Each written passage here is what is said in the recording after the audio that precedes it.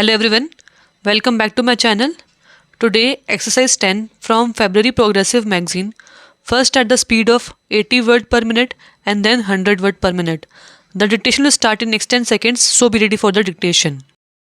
Start. In a country as large as India, with its social diversities and with a growing population, the problems of reconstruction are bound to be colossal, and the needs in the spread of education, growing of sufficient food, provision of housing, or other basic amenities to the people are continuous and ever increasing.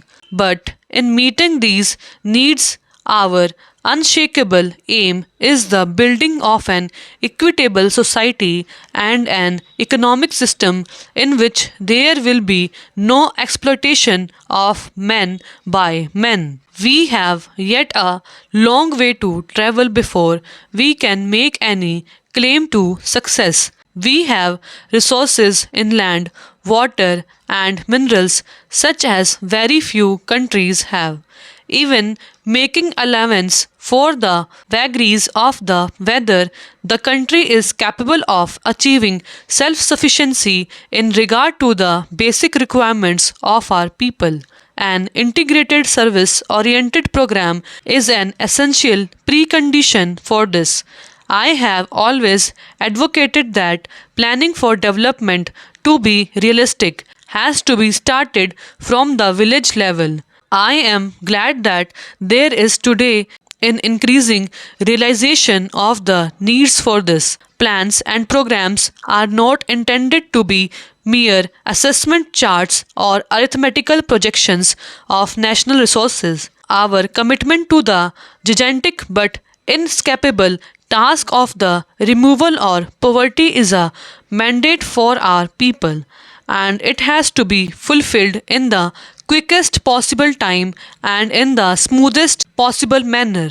The task must be tackled on a war footing, and this calls for collective effort and collective wisdom on the part of every group and every individual in the country. The resources of the country, whether at the disposal of the states or at the disposal of the union, are the common assets of the nation. Whether in the matter of sharing interstate water or power, in the equitable distribution of essential commodities, including food supplies, or in the distribution of cement and steel for construction activities, to cite only a few examples, the guiding principle should be that we do maximum good to our people as a whole.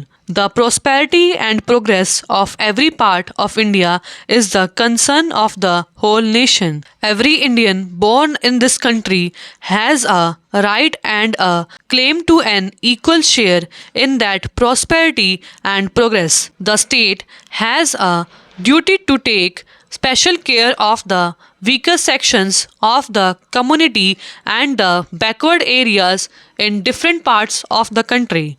In helping to build them up, the approach should be a positive program by which they will come up to the level of the rest of community. Stop. And now at a speed of 100 word per minute, start.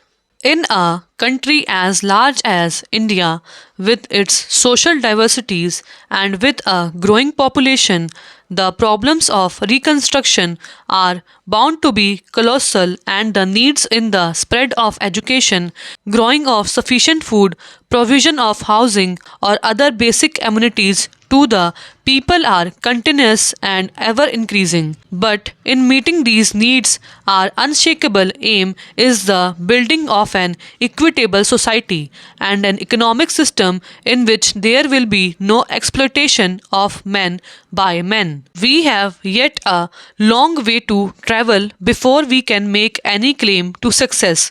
We have resources in land, water, and minerals such as very few countries have.